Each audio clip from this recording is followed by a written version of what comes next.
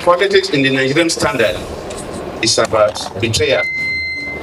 You find it difficult to see somebody who will say the same thing in the morning and say the same thing in the afternoon and the same thing in the evening. I've witnessed a lot of betrayals, especially my 2015 elections. Politics in Nigeria, to some extent, is actually about betrayal. Jonathan's narrative of betrayal is an attempt to externalize blame. But the real story of 2025 is not betrayal. It is the psychopathy of relationship and the failures of governance that left Nigerians desperate for a change. Did you get a change? Yes.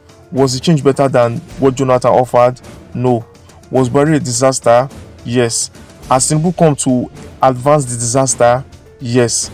But now, let's look at Jonathan's statement and let's counterpunch to see that Jonathan has still not realized that he made several mistakes and is not living reality. Jonathan needs to stop crying over the election he lost. He has to be a man. While I see that Jonathan was far better than Buhari and even Tinubu, Jonathan should know that if he contests an election today with the socio-political reality and what APC is doing, Jonathan cannot win. So let's counterpunch his statement that he lost the election because of betrayal.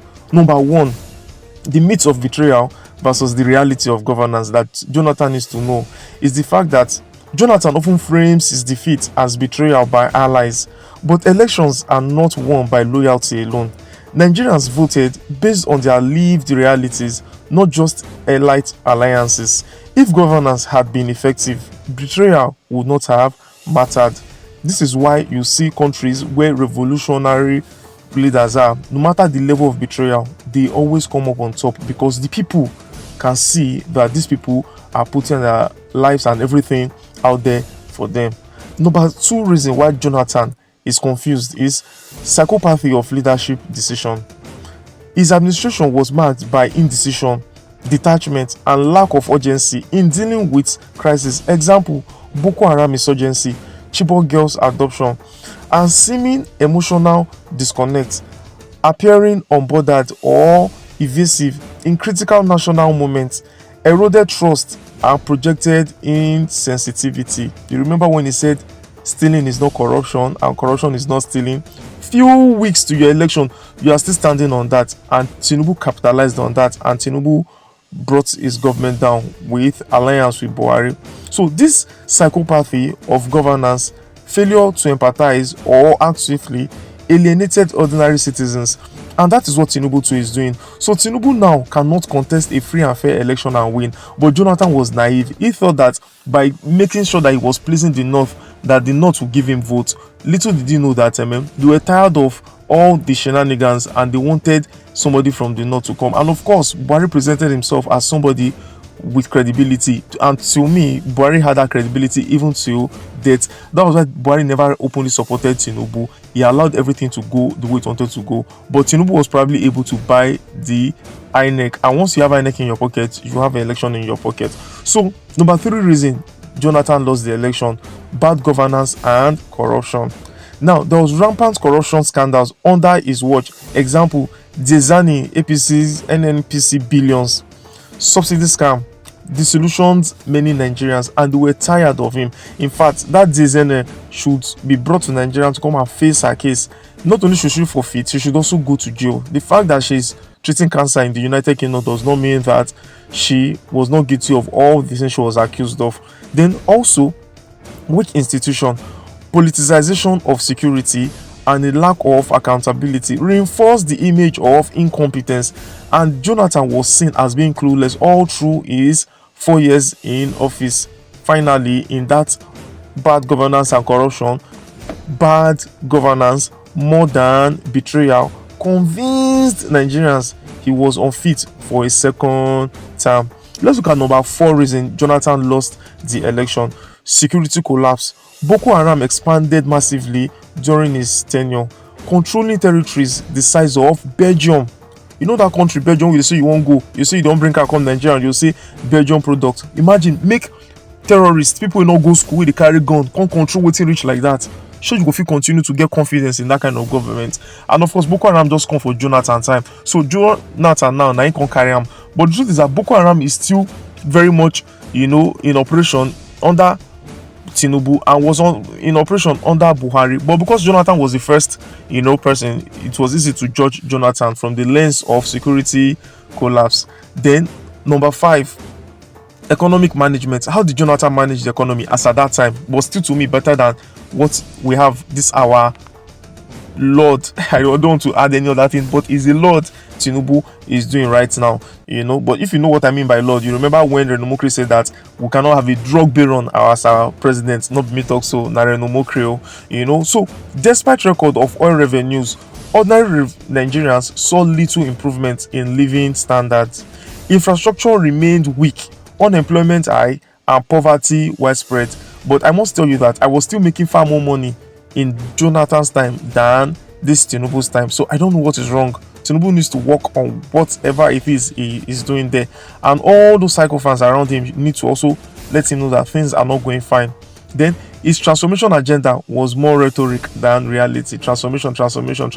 And then we got out of it and we now brought about change. And the change brought change in our pockets. And now people are beginning to still feel the change. On God day, the gland.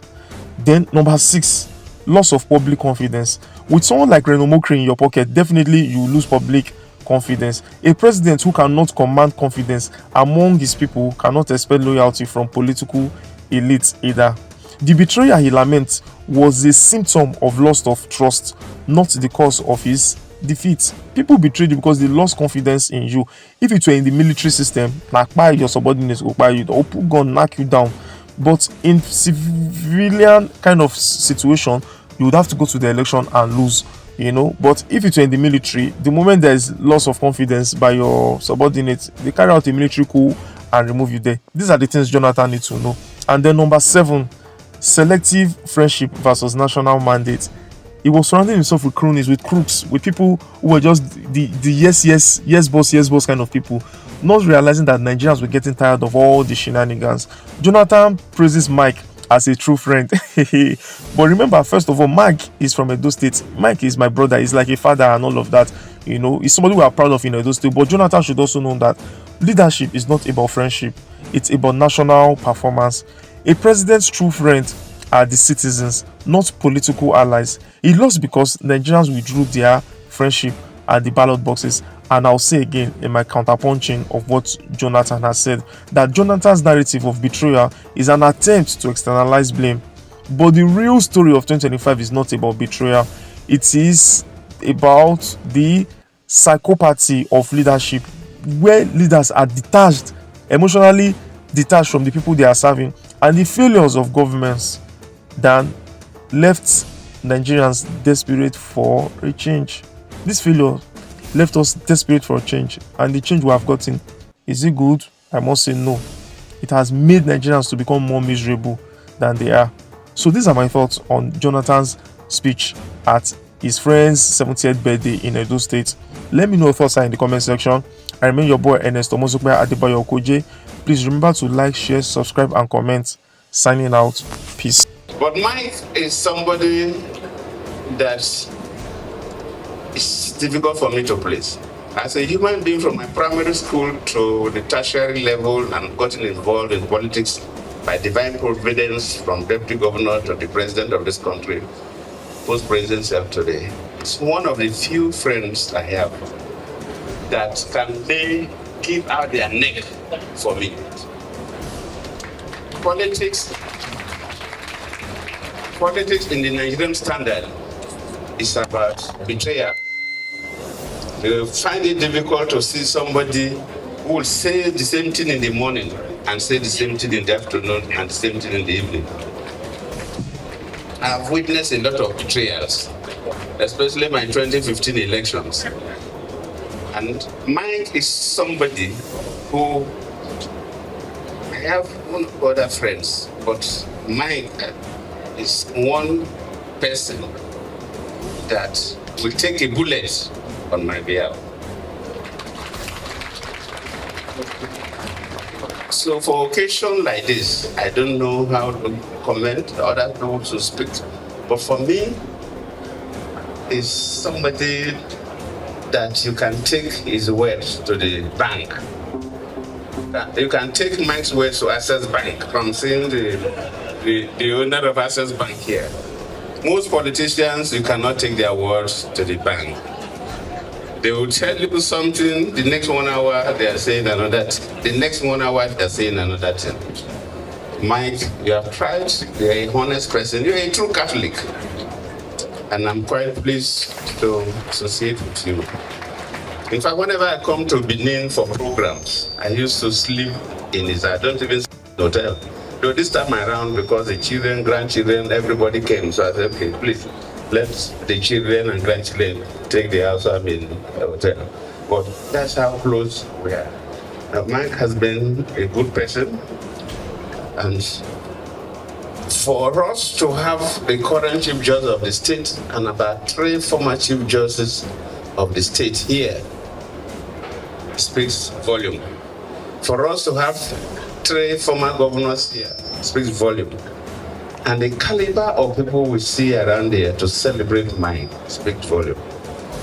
I'm happy to have such a person as a friend, and I cannot say much, but all what I will do is, like my good friend Aswe Godalo is here, would have been a good governor of Edo State, but don't worry. Eh? That's a reason for everything. Yes. And the deputy governor is here, so don't worry. God has a good reason for everything. Edo State is also, it's like my second state after Bayelsa because of my. Ordinarily, my wife is from Bayelsa, my wife is from River State. And I grew up in the old River State until Bayelsa State was created in 1996, because I became a deputy governor in 1999. But those states is almost like my second state because of the relationship I have with Mike Ojado. Mike, thank you for being a good boy. Not just a good boy, you're a good husband and a good father and a good grandfather. Because there's nothing about the family that you don't brief me. And I'm quite pleased with that. So let me, as the chairman of this occasion, while declaring the program open, thank all of you for coming to celebrate somebody that's so worthy to be celebrated. Thank you all.